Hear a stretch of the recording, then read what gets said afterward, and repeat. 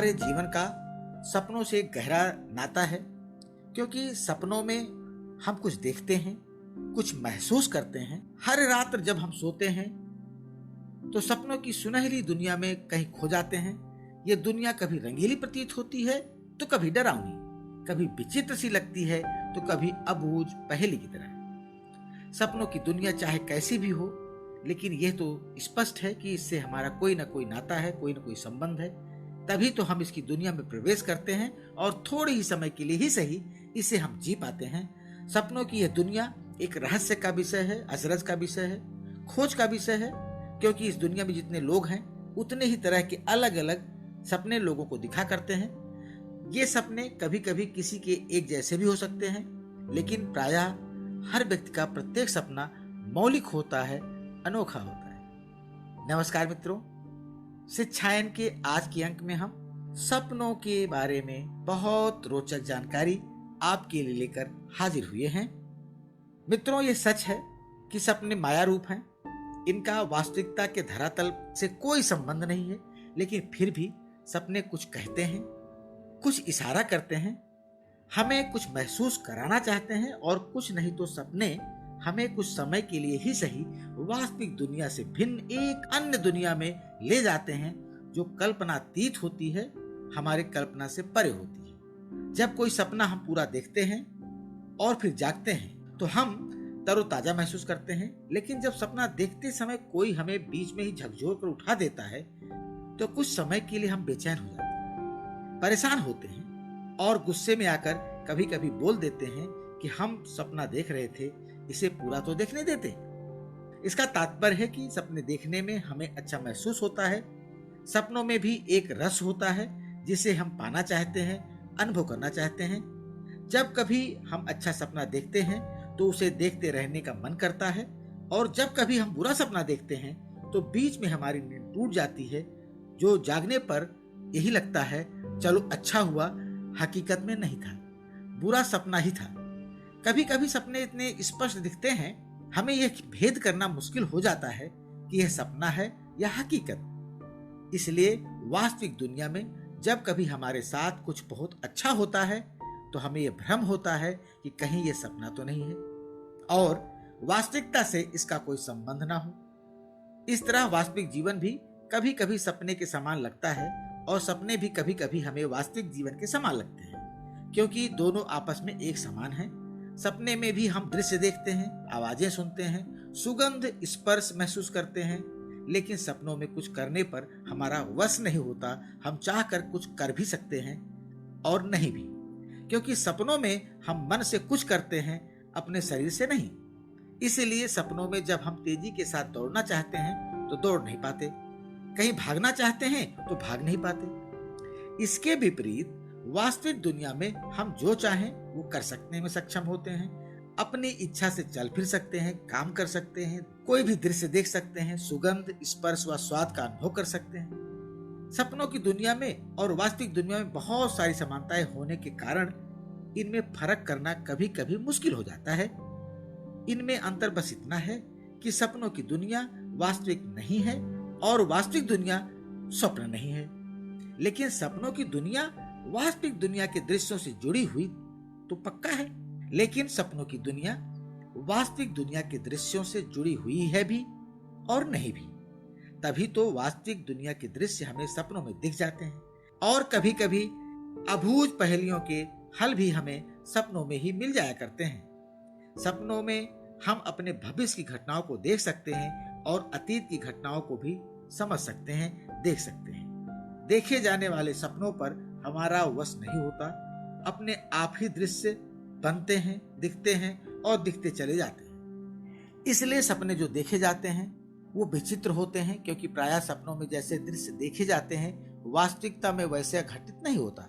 सपनों में समय की कोई सीमा नहीं होती, थोड़े ही समय में हम न जाने कितने दृश्य सपनों में देख लेते हैं। सपनों में हम अपनी वास्तविक दुनिया से कितने भी दूर के दृश्य देख सकते हैं और वास्तविक जीवन के आसपास की घटनाओं को भी देख सकते हैं। सपनों में हम अपने मन से वो कार्य कर सकते हैं जो हम वास्तविक दुनिया में नहीं कर पाते।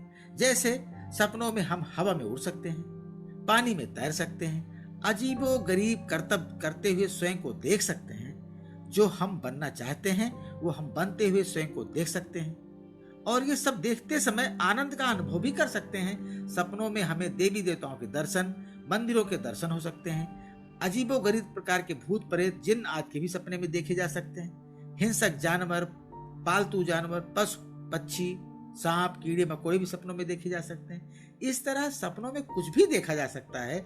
हमारी मन स्थिति, परिस्थिति व शारीरिक स्थिति क्या है, उस पर भी हमारे सपने निर्भर करते हैं। हमारी इच्छाएं, आकांक्षाएं क्या हैं, उससे संबंधित सपने भी हमें दिख जाते हैं। वास्तव में सपनों की दुनिया सूक्ष्म जगत की दुनिया होती है।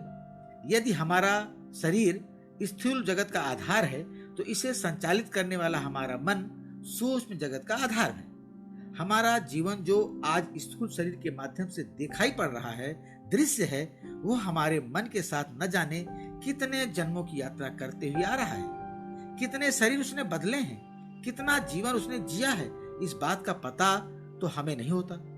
लेकिन उन सभी जन्मों के अनुभव, प्रवृत्तियां व कर्म संस्कार हमारे चित्त में संग्रहित होते हैं, संरक्षित होते हैं।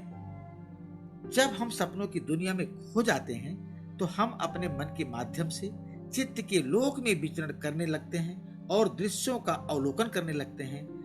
तो यही कारण है कि सोने की कोशिश करते समय हम कभी सो जाते हैं, हमें पता ही नहीं चलता। लेकिन यदि कोई महसूस करे कि सोने के इस प्रयास में हमें एक हल्का झटका सा लगता है और हम सो जाते हैं। इस झटके को भले ही वो महसूस न कर पाए, लेकिन सोते समय यदि कोई हमारे साथ है और वो हमें पकड़े हुए है, तो हमारे सोने के एहसास को इस माध्यम से तो महसूस कर सकता है। वास्तव में सोते समय हमारी चेतना हृदय क्षेत्र में प्रवेश कर जाती है, जहां हमारे चित्त का निवास होता है।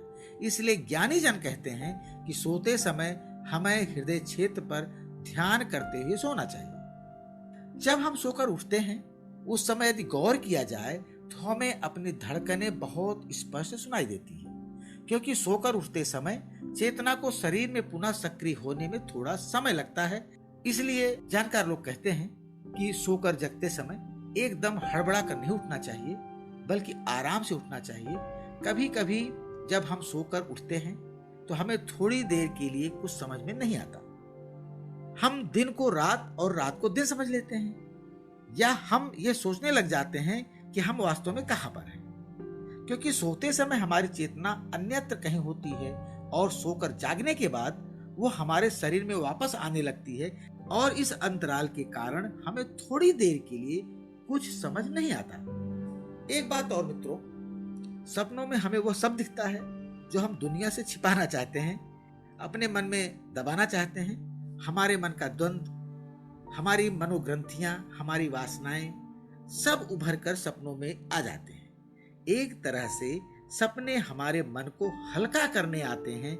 जिस तरह से हमारा शरीर जो भोजन ग्रहण करता है वह यदि पच जाता है तो अवशेष मल रूप में शरीर से निकल जाता है, विसर्जित हो जाता है। यदि भोजन नहीं पचता है, अपच हो जाता है, तो उल्टी के माध्यम से बाहर आ जाता है। दोनों ही माध्यम से शरीर हमारा हल्का होता है। उसी तरह मन को हल्का करने का कार्य सपनों के माध्यम से होता है।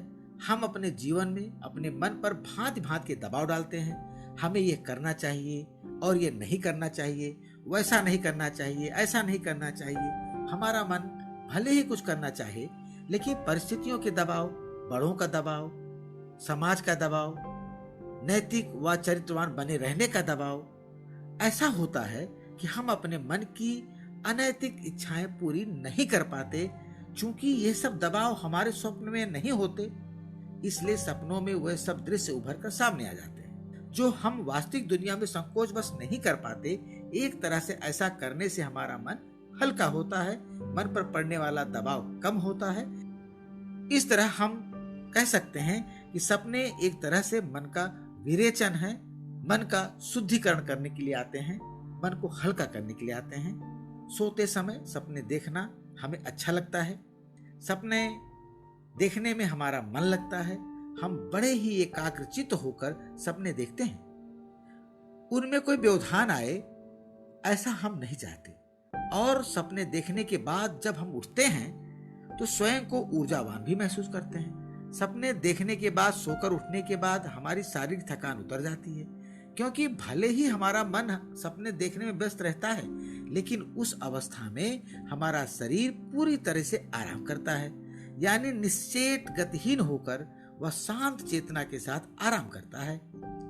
इस तरह सपने, जिनका संबंध हमारे सूक्ष्म जगत से है, हमारे चित्त से है, आंखें बंद करने पर, सो जाने पर उसमें हमारा प्रवेश होता है। हम प्रायः रोज ही सपनों की दुनिया में सैर करते हैं, फिर भी सपनों की पूर्ण वास्तविकता से अपरिचित रह जाते हैं। सपनों की इस दुनिया से परिचय होने पर व्यक्ति जीवन में सचेत, सजग होना सीख लेता है और फिर जीवन में प्रगति के नए रास्तों को पा लेता है, नए सोपानों को छूता चला जाता है। मित्रों, शिक्षायन के आज के अंक में बस इतना ही। अगले अंक के साथ हम फिर हाजिर होंगे। तब तक के लिए अपने मित्र डॉक्टर गिरीश त्रिपाठी को इजाजत दीजिए। नमस्कार।